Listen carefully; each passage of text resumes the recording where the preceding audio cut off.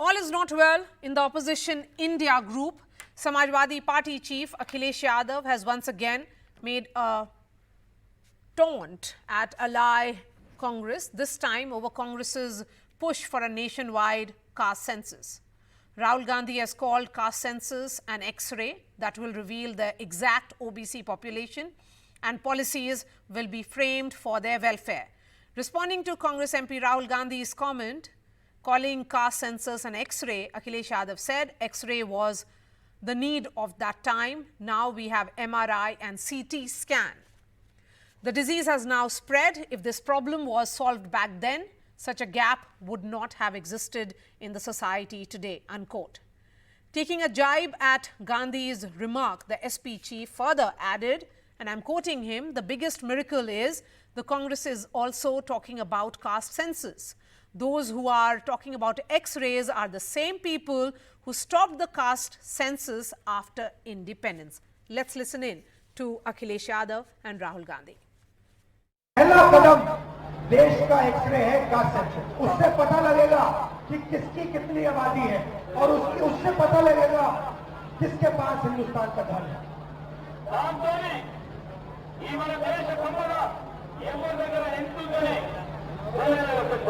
X ray के बाद हम गरीब लोगों को सचमुच में भागीदारी दे पाएंगे।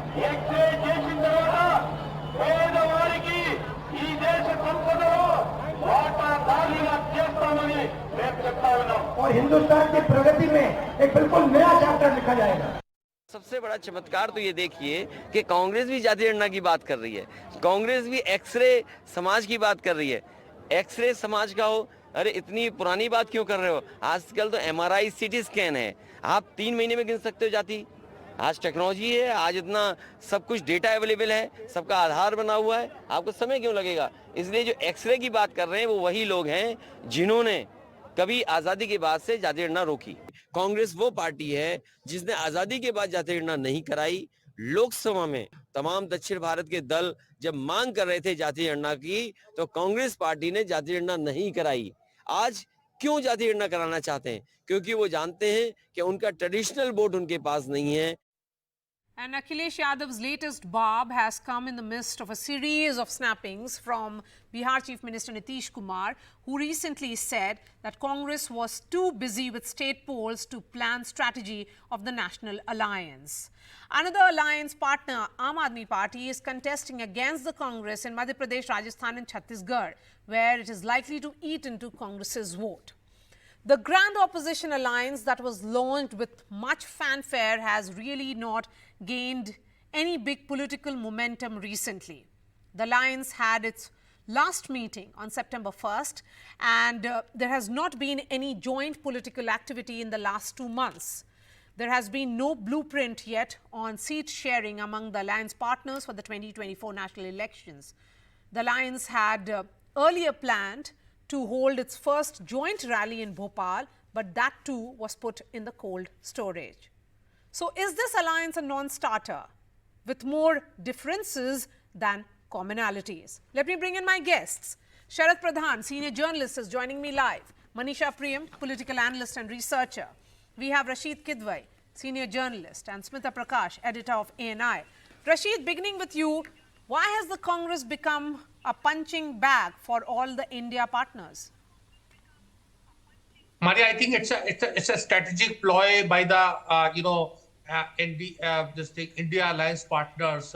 Remember, alliances of such nature are formed from position of strength, not from position of weakness. Once this round of 5 assembly elections is over, and if Congress wins in at 3 states, you will see a different tone and tenor. So this is just posturing, patrebazi as they say in Hindi, for actually regional parties have no love. They don't want to play second fiddle to either Rahul Gandhi or to Congress party.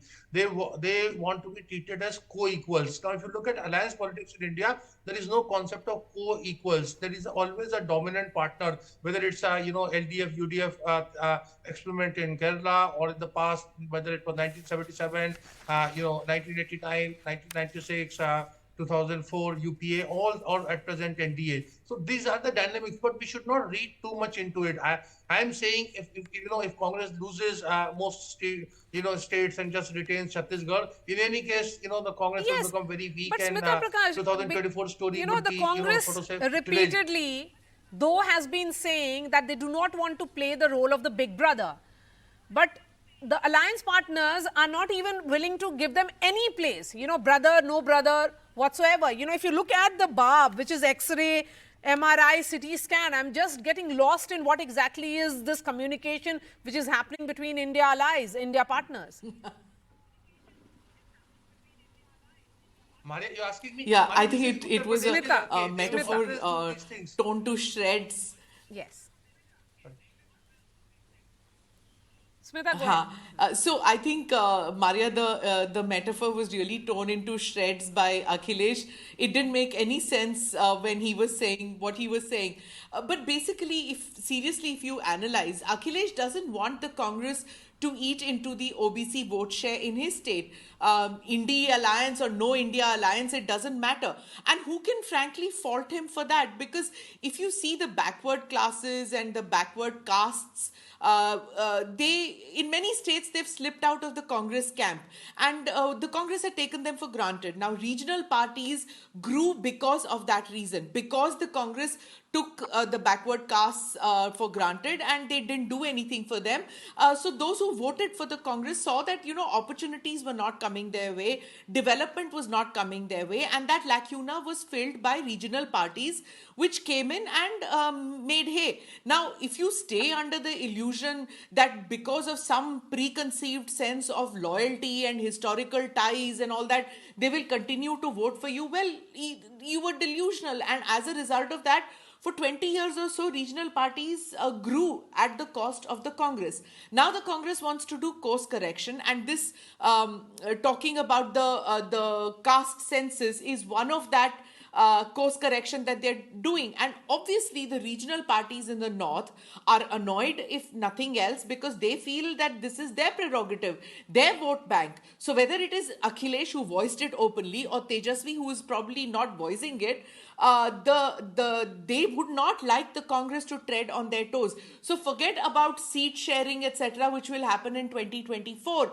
You're talking about right now their absolute vote bank. So they feel threatened, and Akhilesh has said this in the open, but nobody's going to like it. Not even Nitish, not Tejasvi, nobody. So the future of the alliance right now is damadol hai, as they say. It's only after 2024 and the results after that. And as far as the big brother status is concerned, Congress, I think, will have to become the big brother post these election results. Okay, but what Akhilesh Yadav has said is almost a statement of fact, Sharat Pradhan. The Congress party wasn't really for OBC census, and OBC hasn't been part of its caste arithmetic. They have been largely spoken about the Brahmins, the Muslims as a constituency, and the larger Garib, if you look at it. So for a party which has not spoken about caste census, in the past has in fact blocked caste census, if it is talking about it as part of its strategy, then questions will be asked, even though it is being asked from within. Well, politics has a lot of dynamics and it changes with the times. Whatever today is relevant, it may not be relevant tomorrow. What was not relevant yesterday may be relevant today. So that's a part of of how it evolves. So one should not be surprised, but it certainly doesn't speak well of the India alliance, because right now but I believe that having seen observed politics for more than 4.5 decades, I feel that these are teething troubles which are bound to be there. But yes, leaders on both sides need to restrain themselves from being very loose with the kind of utterances which Akhilesh has demonstrated very badly. And I feel that if the alliance has to carry on, this is not the done thing. Though of course I agree that Akhilesh, the provocation came originally from Kamal Nath, the Congress stalwart in Madhya Pradesh, and he should have checked himself. That's the level to which Akhilesh stooped down saying that 80-year-old man may or may not be able to recall and all that. It's referring to Kamal Nath. So it doesn't speak. Ultimately, it sends a wrong message. If the opposition is actually determined to fight the might of Narendra Modi, then they need to check themselves and on both sides. But fact remains that this cannot be dismissed as the end of the alliance. As I said, it is teething trouble, and I would agree with Rasheed that this is posturing also, but the posturing seems to be going a little too far.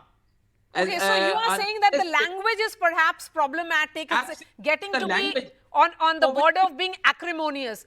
But Manisha Priyam, you know, what one may say is that Tejasvi would have wanted to be equally belligerent or perhaps take the same tone and tenor had it not been about the relationship that Mrs. Gandhi has with Lalu Yadav, long, political equation. And no, it is also because that reflects that Tejasvi is more politically mature than Akhilesh Yadav. I'm not too sure. I'm not too sure about that line. It reflects or a lot of observation. Political immaturity. Okay. Is it political immaturity then, Manisha Priyam? What is the question? Political immaturity of whom? Political immaturity of Akhilesh Yadav, as Sharat Pradhan is saying. Manifesting in his utterances. I mean, there's certainly a war of words going on between Akhilesh Yadav and the Madhya Pradesh state elections led by the Congress party. There's no doubt about that.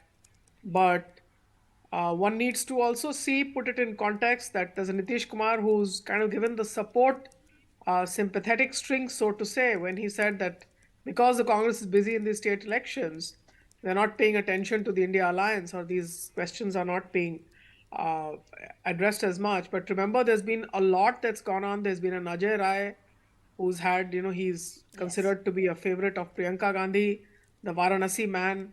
He's a considerable lightweight. He's an upper caste Bhumihar politician and punching above his weight, saying, okay, so I think there have been differences between whoever Priyanka Gandhi is chosen as Congress chiefs for Uttar Pradesh. Even when it was Mr. Lallu, there was no love lost between what he would be up to and what Mr. Akhilesh was doing. So definitely the choices of the Congress chief in Uttar Pradesh have been an irritant as far as Mr. Akhilesh Yadav has been concerned. There's been some bonhomie between him and Rahul when they bonded together and said, UP ke bhaiya, that did not yield dividends. And you could see that, he said, okay, this is not working out for me. So there are issues that are UP specific between whoever the Congress party is chosen as their chief there and Akhilesh Yadav. And then when the footstep in Madhya Pradesh was made, you could see the counter-attack coming from Kamal Nath. So there is a definite local and regional issue that needs to be addressed right there. You can find meanings in it. I can find many more meanings that you're saying. And I could definitely say that, look, both Samajwadi Party and the RJD, JDU together as they are, they came to power at the back of Mr. VP Singh. What was Mr. VP Singh but a disassembling of the Congress party? And it's only after the platform was made, that piggyback riding was done by Mandal thereafter. And then the consolidation happened by both, Mr. Mulayam Singh Yadav and Mr. Lalu Prasad Yadav, the fathers of the chiefs of the two inheritors of the Janta legacy in both the states. They were the ones who were either becoming a Maulana Mulayam or stopping the Rath from coming to Bihar. So they have a consistent legacy of anti-Congressism. They have a consistent legacy of being the Mandalite parties. Yes. They have a consistent legacy of being very trenchant anti-BJP. So how else do they recover their ground? By invoking, if they don't have their fathers now by their side. Remember, Mr. Mulayam Singh Yadav is no longer there. But how else do you do it except by coming back to the ideological grounds on which your party stands? Yes. And I think that's what Akhilesh has done. In the case of Uttar Pradesh, however, the Congress will have to do not just a pan-India or ideological talk between Mr. Khadge and Mr. Akhilesh Yadav. That will wait for a while. But some stitching together of what's happening between Mr. Ajay Rai and the local party or the Samajwadi Party there will have to be done. Once that background work is done, Only then can I see an India alliance, not before that. Okay, Smita Prakash, you know, the sense certainly is that we really did not expect that all of these parties will be singing the same tune. They are very distinct. They also have the positioning to make, posturing to do, because of greater bargaining or ensuring greater negotiation power in the run-up to 2024. So perhaps that should be seen on those lines rather than expecting that it will be all painted with the same brush and everything will be hunky-dory. See, as far as bargaining power is concerned, if you see the situation now as compared to, say, the situation in July, or if you see the situation post-election, it's going to change continuously. The Aam Aadmi Party could get the India alliance together in its support. Today, if that way voting is to take place today, no way, it's not going to happen. The India alliance is not going to stand by and put everything at risk and go into parliament. It's not important enough. Look at the TMC. They were not on board on this ban, that the social media ban that happened. They were not on board. They didn't like the way the Congress went about it. All this will change. It is a dynamic situation. I agree with what was said, that the India alliance is going to see lots of ebbs and flows. As far as this what Akhilesh said, I must say this, I disagree that there is political immaturity of Akhilesh. I think Manisha is absolutely right in what she says, that because, he's been dismissed as a lightweight by the Congress for too long. He is the only opposition leader in Uttar Pradesh, which is the bellwether state. There is no Congress out there. And the BSP is, where is Mayawati? Hardly. She just does a single press interaction, not even an interaction, a statement once in a while. But she has a core voter base, agreed. But she's not there. She's not speaking and she's not in the India alliance. It is Akhilesh and he doesn't want to be taken for granted. He's a former chief minister, which puts him on a status even beyond that of Tejasvi. So I think he is flexing his muscle and saying, don't take me lightly if people try to put you down. So as far as the India alliance is concerned, each one of them is going to flex their muscle right now. But if the Congress wins 2 or 3 states, as Rasheed points out, or even if they win 2 states, 1 or 2 states, they are going to be able to say that they are the only pan-national party in the India alliance, and so they will determine the seat sharing. At least they will determine to a large extent the seat sharing. Okay, so 3rd of December is when the equations will be forged and the future of this alliance will be decided, Rasheed. Then all the leaders should be waiting, and then Nitish Kumar, what he said, that I just certainly did not expect them to carry on with their rallies or look at the larger India issues if they are busy with an election. But then elections will come. There, if I'm sure the India partners were prepared that there would be 5 state elections and in which it's a direct contest between the BJP and the Congress. Did they not factor that in when they were making plans of holding a rally in Bhopal? No, I think, Marya, everything is being done. Had Mr. Mulayam Singh Yadav been alive, he would have told his son, what he had famously said, कि क्या हृदय परिवर्तन का अधिकार केवल महर्षि वाल्मीकि को है. So you see, every political party has a right to change and its strategy fine tune, as the Congress has done in case of caste-based census, and this has been done to actually have some kind of alignment with like-minded parties. I know for a fact that there is a subgroup in India Alliance that consists of TMC, Aam Aadmi Party, and Samajwadi Party. Together, these 3 parties are working in tandem to keep Congress under some kind of check. But as I said earlier, this is all posturing. It is aimed at 24. Remember, Marya, there is no choice. All of them have tried in their individual capacity or 1+1 capacity to take on Mr. Modi. They have failed miserably. So there is a doctrine of necessity, that compulsion that is driving them together, and that compulsion will stay on till May 2024. So these hiccups will be there, but everything will be sorted out just because Mr. Kharge is around and several others who are intermediaries behind the scene who are trying to shape this India alliance. So would you say then it will be the earlier generation or perhaps Mr. Kharge, Nitish Kumar, Lalu Yadav, they will be the saviors or those who will ensure that this alliance functions? Sharat Pawar. Indeed. that Yeah, generation of leaders. indeed, because that's what I'm saying. There is no other option. You can go out, but Okay, what will then you who do? will talk to Akhilesh Yadav?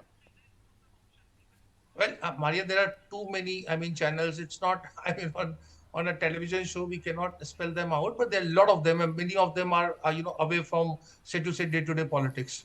Okay. Sharat Pradhan? Yeah. So who was advising Akhilesh to make those statements? He, of course, realized that Congress was a liability for him in 2017 elections. I don't think Akhilesh believes in advisors. This is his own mind speaking, and it is a bit of frustration also. Down the line, he has always been like that, and if his father was there, probably the situation would have been different. I feel that he is yet to really mature in politics. The kind of this is just one example, glaring example. But there's another interesting fact is he has accused the Congress of, that Congress never cared to go for caste census or talk about caste census when it was in power. So, well, that accusation, why should it be leveled only against the Congress? The BJP has been there for a number of governments have been there. Atal Bihari Vajpayee's government has been there. Nobody else also did it. So you just can't single out the Congress for not doing it. And as I said, if they didn't do it then, it doesn't mean that for the rest of their life they are not going to change their strategy. Everyone is entitled to it, and the politics is all about switching strategies according to the need of the times. Okay, so then Manisha Priyam, these fireworks will continue, and only in a post-poll scenario we'll see some, perhaps some kind of semblance or some kind of coming together in speaking in one language, kind of a messaging from this alliance. Marya, in real politics, one never gets taken in by the fireworks. Remember, even the ones who you are, saying or complaining about, saying immaturity, the firework is a smokescreen, and all fireworks are meant to give political advantage to some and put others on a back foot. And Akhilesh's barbs right now mean that he is upping the ante and saying that I am not going to be talking to anybody who's of any lesser stature than Mallikarjun Kharge himself. The only person in the Congress who can come up with the credibility of being a pro-reservation person is Mr. Kharge himself. Remember, as we talk of Bihar and Lalu and Mulayam, we have to remember that Karnataka has been the mother of reservations, having led the anti-Brahmin movement since the 1930s, and that too a tall leader like Kharge. So Akhilesh has upped the ante. Nobody below a certain level will be able to talk to him. So he's notching it up for himself. And in doing so, he's also saying that he will not be hemmed in. One had hoped that he would have been hemmed in by now his relatives, Mr. Lalu Prasad Yadav or Mr. Nitish Kumar, becoming senior partners. He's also saying, I'm going to assert my own. They can be who they are. They can be my neighbors. You can talk about caste-based kin relationships, but somebody big needs to talk to me, and then I will quieten. And I think that's the room that he's looking for himself. I think that's a very interesting observation here.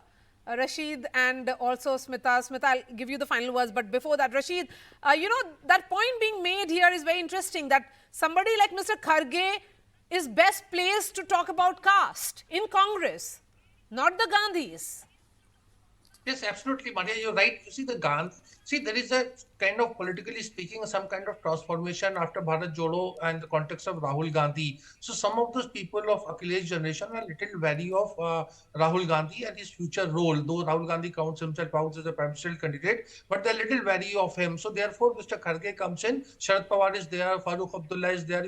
The kind of graphic he was showing, there are a lot of people who can, talk to one another and prevail upon. And there are, of course, friends of friends and well-wishers and all kind of people are there. So I don't think that it's an end of anything. It's just a beginning, and a beginning on a real and on a nasty note, a slightly boisterous one. But things will settle down after December 3rd.